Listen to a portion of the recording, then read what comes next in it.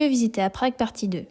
Numéro 8, l'île de Kampa et le quartier Malastrana. Situé au pied du château de Prague, ce quartier offre une pause pittoresque. Entre installations artistiques, berges charmantes et ruelles pavées, c'est un quartier incontournable de Prague. Numéro 9, maison municipale. Cette demeure est non seulement un édifice sublime, mais elle accueille aussi des concerts de musique classique. Une soirée inoubliable en perspective. Numéro 10, le monastère de Strahov. Véritable bijou de la Renaissance, ce monastère est connu pour sa bibliothèque époustouflante. C'est l'une des plus belles au monde. Vous aurez l'impression d'être dans un musée avec des vieux livres, des globes célestes et des fresques au plafond. Numéro 11, tour de télévision de Žižkov. Alors que son design moderne a créé de la controverse, la tour de télévision reste un point de repère majeur dans la capitale tchèque. Si vous voulez prendre de la hauteur, elle abrite un observatoire offrant des vues panoramiques sur la ville. Numéro 12, vie nocturne. Alors qu'en journée, Prague est une ville romantique, elle se transforme en destination festive à la tombée de la nuit. Bars, pubs et clubs souterrains, Prague regorge de bonnes adresses à petit prix pour les plus fêtards d'entre vous. Numéro 13, la maison dansante. Conçue par le célèbre architecte Frank Augeri et située sur les quais de la Vltava, c'est certainement le bâtiment moderne le plus atypique de Prague. Les formes de ces deux tours accolées lui donnent vraiment un air de couple qui danse. Vous pouvez y entrer et même aller prendre un verre sur son rooftop.